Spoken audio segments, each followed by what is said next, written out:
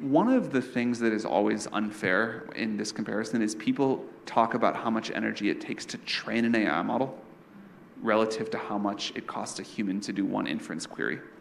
But it also takes a lot of energy to train a human. It takes like 20 years of life and all of the food you eat during that time before you get smart. And not only that, it took like the very widespread evolution of the 100 billion people that have ever lived and learned not to get eaten by predators and learned how to like figure out science and whatever to produce you, and then you took whatever you took. So the fair comparison is if you ask ChatGPT a question, how much energy does it take once its model is trained to answer that question versus a human?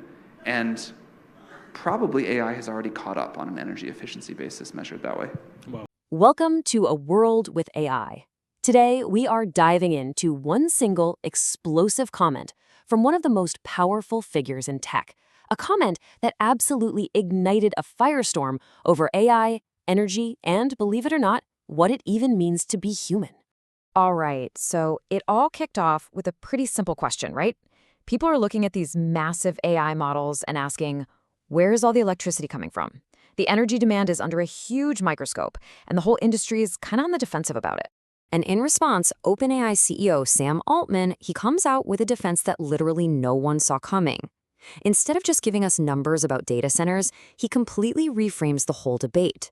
He compared the energy it takes to train an AI to the energy it takes to raise a person. Yeah.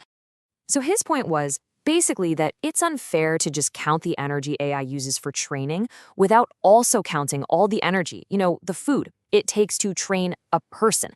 And this, as you can imagine, sparked an immediate and really intense backlash, not just from philosophers, but from people who decided, you know what, let's actually do the math. So, let's get into the cold, hard data. Is the energy cost of raising a human for 2 decades even in the same ballpark as training one of these huge AI models? The answer? Well, it's not even close. When you actually compare the energy from 20 years of food to the energy needed to train these models, the gap is just staggering. A human, over 2 decades, runs on about 0.017 gigawatt-hours of energy from food. GPT-4, it took over 50 gigawatt-hours. And just to put that into perspective for you, the training run for GPT-4 used the food energy equivalent of over 3,000 people. But get this, the projection for GPT-6, it's in a completely different universe. We're talking about the energy equivalent of over 1 million human training runs. Okay, but Altman's other point was about efficiency after the training is done, what the experts call inference. So how does one of our thoughts compare to a single AI query? Well, the human brain is an absolute marvel of efficiency. It just runs all day on about 20 watts. A single complex thought costs a tiny, tiny fraction of a watt-hour. A query to GPT-4, on the other hand, uses 5 to 7 times more energy. So here's the crucial point. Even when you're just comparing answering a single question, our biological brains are way, way more energy efficient. So the numbers rebuttal was pretty strong. But believe me, the philosophical one, that was even more passionate. See, critics argued that Altman's analogy wasn't just bad math, it revealed this deeply unsettling worldview. This quote here from David Fairchild on X, it just perfectly captures that feeling, that framing a human childhood as just a costly biological training run is fundamentally horribly wrong. And other leaders in the tech world felt the same way. Sridhar Vembu, the co-founder of Zoho, he pushed back hard on this whole idea. He basically said, look, we should not be equating human beings with a piece of tech. Technology is supposed to serve us, not define us. And others, well, they put it even more bluntly, really highlighting the moral line they felt had been crossed. Matt Stoller basically stripped the whole analogy down to its core, arguing that what Altman was implying is that a tool, a really big spreadsheet, is morally the same as a human life.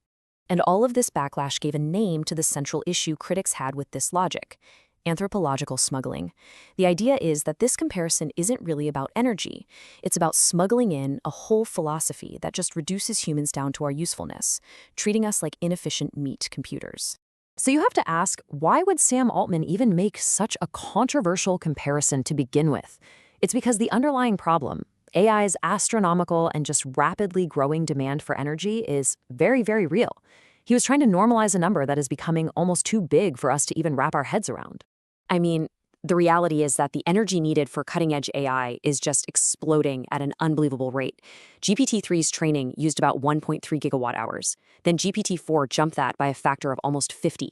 And the estimate for GPT-6, it's another 50 times leap from there. The sheer computational power needed for this stuff is now doubling about every 100 days. This incredible demand is creating some serious, real-world bottlenecks that are threatening to slow down the whole AI race. Our global energy grids are already strained. A single data center can use immense amounts of water just for cooling, and you can't just snap your fingers and build a new power plant. Getting permits can take a decade or even more. The problem is getting so big that training the next generation of AI in any one single location is becoming basically impossible. Microsoft is now predicting that GPT-6 will be so power-hungry it will have to be trained across a whole network of data centers, spread out over different regions just so it doesn't crash one single area's power grid. And this really brings us to the heart of the conflict, doesn't it? We are building something with the resource footprint of a small nation, and it forces us to ask some really fundamental questions about our priorities and what is the ultimate purpose of all this technology. So this whole debate, it's not just about kilowatts and efficiency. It's really about the kind of future we're building and the values that we want to prioritize. So what do you think? Was the comparison fair game, or was it a really dangerous oversimplification? Let us know what you're thinking in the comments below. Hey, if you found this explainer valuable, please do us a favor and hit that like button, share it with someone you think would be interested, and of course, subscribe and ring that notification bell. That way you won't miss our next dive into our world with AI. Thanks for watching.